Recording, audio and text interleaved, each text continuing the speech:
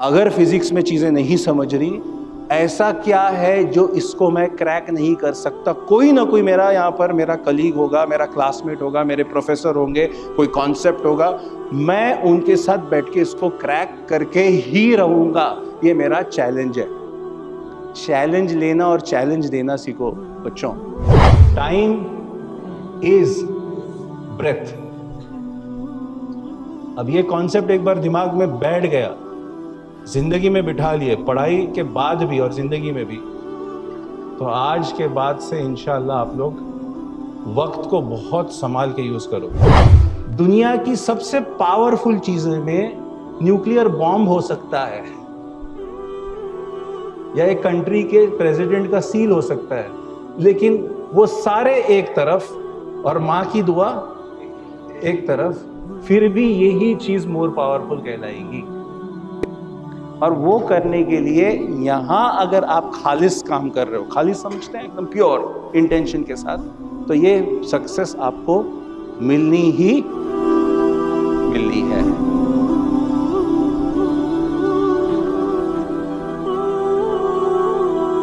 अस्सलाम वालेकुम वरहमतुल्लाहि वबरकातुहू। सुबह उठ के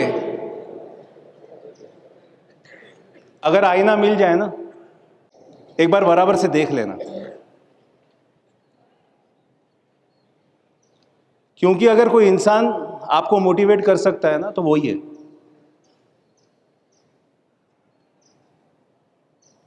और जिस इंसान को रोज तुमने झुठलाया है, रोज चीटिंग की है तुमने उसके साथ, कैसी चीटिंग की है?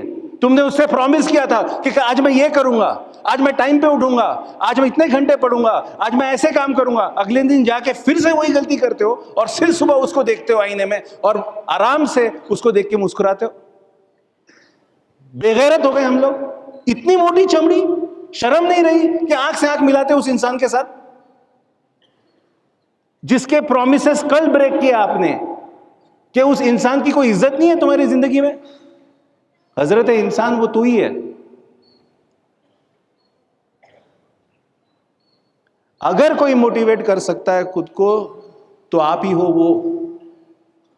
और जितने लोग यहां पर आप ये बोल रहे होंगे कि भाई मंडे शाम को कोशिश तो कर लो हमको मोटिवेट करने की, ऐसे कितने लोग हैं? हाथ ऊपर करके बताएं मुझे कि मंडे शाम को जरूर थोड़ा सा डिमोटिवेशन होता ही है। हाथ ऊपर करें। मंडे शाम को एग्जाम के मार्क्स आने के बाद, अरे यार शराफत है, अरे बाप रे, पॉजिटिविटी की मिसाल है शाहीन, माशाल्लाह। और कितने लोग बहुत खुश रहते हैं मंडे शाम को? हाथ ऊपर करो, बहुत खुश।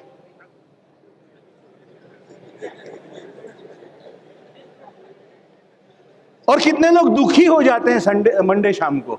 हाथ ऊपर करो। मतलब 80% यहां पर लोग जो हैं ना खुश हो रहे हैं ना दुखी हो रहे हैं। मतलब ये सुन हो चुके हैं, ये सुन हो चुके हैं। ऐसा है। तो आज मेरी जो आपके साथ ये जो बात करने की जो हैसियत है, वो पहली हैसियत मेरी एज अ पेरेंट है। क्या है पहली हैसियत? एज अ, रिपीट करो भाई, पेरेंट। क्योंकि इसी कैंपस से, इसी बिल्डिंगों में से एक बिल्डिंग में मैंने अपनी बेटी को यहां पर छोड़ के यहां पर पढ़ाई करने के लिए 1 साल रखा, और उस बच्ची ने 3 साल पहले की बात है, जितने मार्क्स लाए उससे अल्हम्दुलिल्लाह वो बनी नीट स्टेट रैंकर में से एक, और आज grand medical college JJ hospital Mumbai में वो MBBS में पढ़ रही है, गवर्नमेंट मेडिकल सीट में।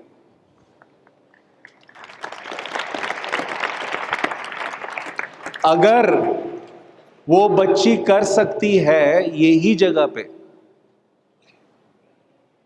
यही पैटर्न से पढ़ने पे, ये ही सुबह से शाम तक का शेड्यूल चलने पे, ये ही वीकली टेस्ट और ग्रैंड टेस्ट होने पे और वो ही टाइप का इंटेलिजेंस रखने से अगर वो कर सकती है तो आप में से कोई भी कर सकता है। और अगर नहीं कर रहे हैं आप तो इसलिए नहीं हो रहा क्योंकि मेरे से हो नहीं रहा, फिजिक्स समझ में नहीं आ रहा, क्योंकि आपने इनफ एफर्ट नहीं डाले उसको समझने के लिए। कितने लोगों के सारे फॉर्मूलाज जितने चैप्टर्स खत्म हुए फिजिक्स के वो एकदम क्लियर है और बाय हार्ट है, अभी कोई भी उठा के पूछ लो सारे फॉर्मूलाज बोल देंगे। अगर मैं रिपीटर बैच के ऑलमोस्ट 40% स्टूडेंट्स यहां बैठे हैं, उनको मैं ये पूछ रहा हूं जितने चैप्टर हो गए उसके फॉर्मूलाज याद नहीं हुए और वो बोल रहे हैं नहीं होते हुए भी फिजिक्स उनका स्ट्रांग है या कर रहे हैं, तो किसका वेट कर रहे हैं? कब तक का वेट कर रहे हैं ये लोग? अगला सवाल, कितने लोग डिसिप्लिन से 30 से 40 कम से कम क्वेश्चंस फिजिक्स के डेली लगा रहे हैं? हाथ ऊपर करें।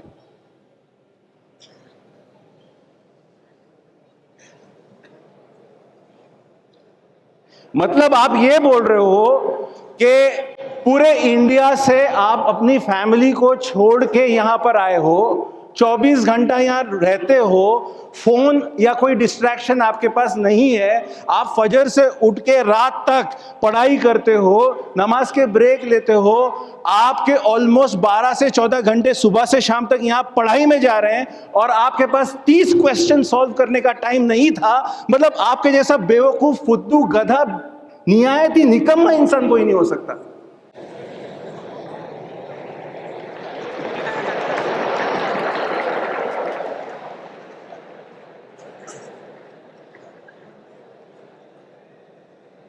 फिजिक्स का क्वेश्चन, 30 फिजिक्स का क्वेश्चन, तुम्हारा वीकेंड पे संडे के दिन रात होने के बाद तुम फिजिक्स पढ़ना चालू करोगे और पता है 45 क्वेश्चंस मुझे आंसर करने, कितने? 45। और उसके पीछे कितनी प्रैक्टिस लगेगी वो भी मालूम है, कितने चैप्टर के वो भी मालूम है, मॉड्यूल्स में कितने क्वेश्चन है वो भी मालूम है, पीवाईक्यू में कितने क्वेश्चन है वो भी मालूम है, रेफरेंस बुक में कितने क्वेश्चन है वो भी मालूम है। एक बार हाथ तो लगा दूं और बोलूं जितने क्वेश्चन है ये टॉपिक में पूरे खत्म कर दूंगा आज, तो बाहर से तो कुछ आना तो है ही नहीं। कब करोगे? और जितने रिपीटर बैच वाले, जो फीलिंग उस दिन आई थी शाम में 5:30 बजे तुमको जब हॉल से बाहर निकले थे, वो दिन की फीलिंग जो है ना, वो अनफॉर्चुनेटली अगले दिन सुबह से निकल जाती है। वो अगर वो फीलिंग थोड़ा थोड़ा बजा के रोज यूज करे तो कम से कम आपका मोटिवेशन पूरे साल तक रहेगा। आप मुझे समझाएं या कोई तो एग्जाम्पल दे या कोई तो रीजन बताए जिसके वजह से आप फिजिक्स दिन में 30 से 40 क्वेश्चन सॉल्व नहीं कर रहे हैं। और मैं अगर आपके वालिद वालदा में से हूं तो मैं आपका कौन सा रीजन के ऊपर मैं यकीन करूं? क्या इसलिए तुमको मैंने यहां भेजा था अपने से दूर, 1-1, 2-2 साल मेरे लगते जिगर को मैंने मेरे घर से बाहर करते हुए यहां लेके आके छोड़ा। रोज दुख होता है कि मेरे से दूर है वो, और ये पूछ रहा हूं कि बेटा तू इतना दूर रह के इतनी मेहनत करने के लिए आया हुआ है और तू ये मेहनत कर रहा है। क्योंकि आपको कंप्लेंट करने के लिए 25 चीजें होंगी शाइन की, खाने में ये हो गया, तबीयत खराब हो गई, यहां ये है वो है, बहुत स्ट्रिक्ट है। किसके भले के लिए? उसी के साथ कभी ये भी बोला कि आज पूरा दिन निकल गया, आज मैंने 5 क्वेश्चन नहीं फिजिक्स के लगाए, क्या करूं? पेरेंट्स को कभी पूरी पिक्चर दी आपने? इतने तो जिम्मेदार हो यार। 18, 19, 20 साल, 16, 17 साल, कुछ साल में आप वोट देने के लायक होगे, इस कंट्री का प्राइम मिनिस्टर तुम चूज करोगे, अपनी जिंदगी तो चूज कर लो। और किस लिए चूज करोगे? 3 चीजें यूज कर लो आप जिंदगी में। पहली चीज, कितने लोग यहां पर ख्वाहिश करते हैं कि मैं पढ़ाई करूंगा तो ऐसी जगह पे जो इंडिया की बेस्ट या जो भी उस एरिया की बेस्ट इंस्टीट्यूट होगी उसमें जाने की कोशिश करूंगा। कितने लोग ख्वाहिश रखते हैं? हाथ ऊपर कर। सबकी ख्वाहिश है, ख्वाहिश सबकी है, ख्वाहिश है सबकी। अगर आपने कोई छोटी सी ख्वाहिश रखी तो ऊपर वाला आपको उसी ख्वाहिश के हिसाब से रिजल्ट्स। अब मांग के तो देखिए, आप बड़ा क्यों नहीं मांगते और बड़ा क्यों नहीं सोचते? क्योंकि आपको मालूम है अगर उस सोच के साथ साथ वो मेहनत और उसके लिए कुछ कुर्बानी देनी होगी, और अपन पहले ही डर जाते वो देने से, इसलिए बोलते नहीं नहीं हम इतना ही काफी है।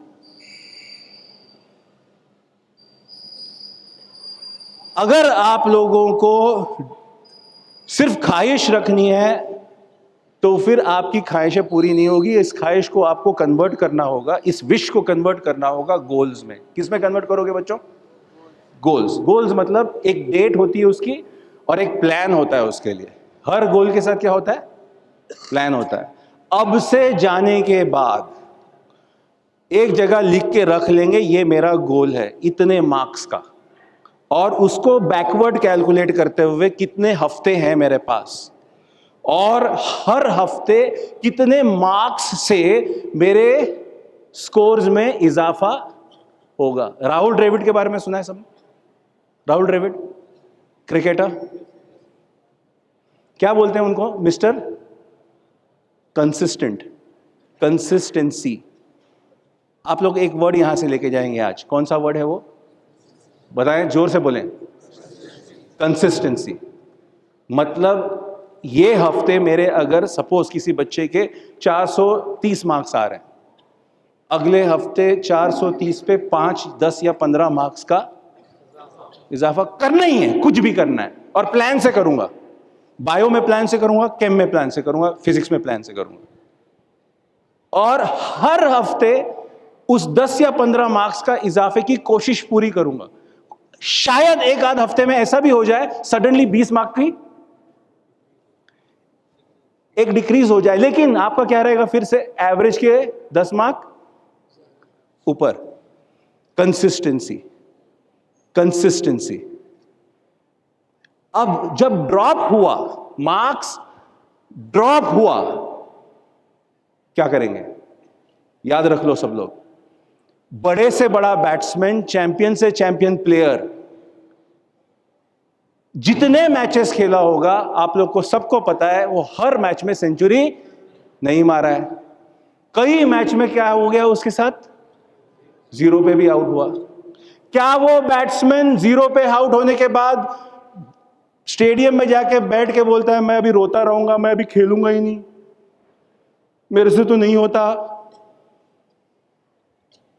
करता है वो? चैंपियंस कभी नहीं करते। क्या करते हैं champions?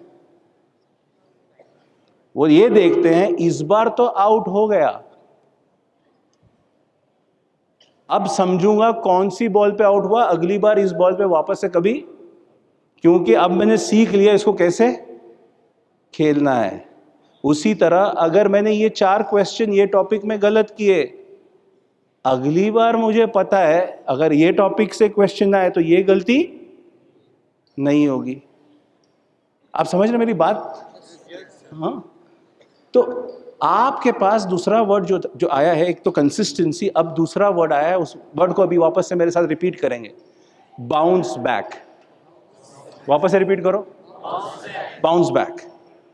You will never remain down, you will always bounce back. और हर फेलियर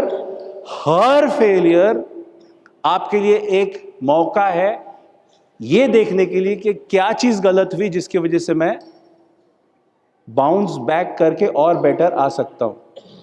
सचिन तेंदुलकर को एक बार एक ऑस्ट्रेलियन क्रिकेटर ब्रैड हॉग, उसने आउट किया, और आउट करने के बाद उस दिन उस मैच के खत्म होने पे वो बॉल लेके आया उसके ऊपर और सचिन से कहा ऑटोग्राफ देना इस बॉल पे, जिंदगी भर संभाल के रखूंगा। तो सचिन ने उस पे ऑटोग्राफ देते हुए साथ में पीछे एक और चीज लिखी, never in my life again. ये आपने, this was the last time. उन्होंने साथ में क्या लिखा, ये आखिरी बार तेरी इस बॉल पे। और उसके बाद कुछ 70 या 78 कुछ मैचेस खेले दोनों ने, और उसमें से एक मैच में भी वापस से सचिन उसकी बॉल पे आउट नहीं हुए। क्या लेवल का चैलेंज लेना और प्रिपरेशन हुई होगी इस चैंपियन की। ऐसे पैदा नहीं हुए थे चैंपियन, ये चैंपियन रोज प्रैक्टिस से बने। आप और मैं तो एक छोटी सी 1 साल 2 साल की गेम के चैंपियन बन रहे हैं। और आज से जब उस बुक को देखेंगे, एनसीईआरटी को देखेंगे, आप एक चैलेंज अपने दिमाग में कर लेना, ये जितनी चीज लिखी है एनसीईआरटी में इंग्लिश है, और मुझे इंग्लिश समझ में बेसिक आती है, तो मैं कुछ भी समझ सकता हूं। दूसरी बात, अगर फिजिक्स में चीजें नहीं समझ रही, ऐसा क्या है जो इसको मैं क्रैक नहीं कर सकता। कोई ना कोई मेरा यहाँ पर मेरा कलीग होगा, मेरा क्लासमेट होगा, मेरे प्रोफेसर होंगे, कोई कॉन्सेप्ट होगा, मैं उनके साथ बैठ के इसको क्रैक करके ही रहूंगा। ये मेरा चैलेंज है। चैलेंज लेना और चैलेंज देना सीखो बच्चों। हार मान के उस टॉपिक से बैठना बंद कर दो, क्योंकि हमारे पास रोने का और हार मानने का टाइम बिल्कुल नहीं है। और याद रख लो, ये तीसरा पॉइंट बोल रहा हूं। पहला पॉइंट क्या था, कंसिस्टेंसी। दूसरा पॉइंट क्या था, बाउंस बैक। क्योंकि मायूसी इवन मेरे खुदा को पसंद नहीं है। तुम कैसे, तुम्हारी मजाल तुम मायूस रहो, कैसा ईमान तुम्हारा कि तुम ये मायूसी से बाहर नहीं आओगे। और तीसरी बात, चैलेंज लेना सीखो, खुश रहो, प्रैक्टिस करो। और मोस्ट इंपॉर्टेंटली तीसरी बात में जो मुझे बोलना था वो, टाइम, रिपीट करो मेरे साथ, time is life. Time is breath. अब ये कॉन्सेप्ट एक बार दिमाग में बैठ गया, जिंदगी में बिठा लिए, पढ़ाई के बाद भी और जिंदगी में भी, तो आज के बाद से इंशाअल्लाह आप लोग वक्त को बहुत संभाल के यूज करोगे।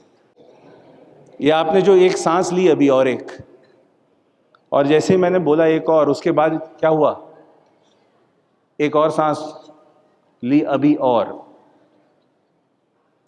ये जैसी एक और सांस गई आपके अंदर से, जिस्म में से, आपकी और मेरी जिंदगी एक सांस से कम हो गई। हम एक्चुअली हर सांस से मौत कमा रहे हैं। हम हर सांस से, मतलब घड़ी में टक टक टक, कॉन्सेप्ट टाइम का नहीं है। कॉन्सेप्ट टाइम का क्या है, ये देखो एक और सांस ली आपने अभी, खत्म, और आप एक और सांस से अपनी कब्र के और करीब आ रहे हैं।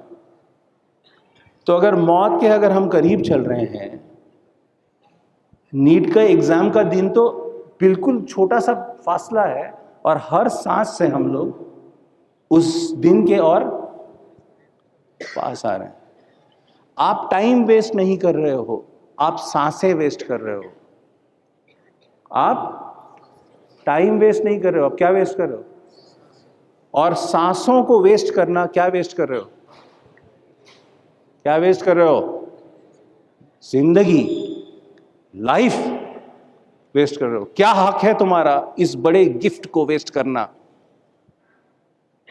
जब उसी चीज को प्रोडक्टिव, क्रिएटिव और डेवलपमेंटल काम करने में आप डाल सकते हो उसी सांस को। क्या हक है हमारा उसको वेस्ट करें?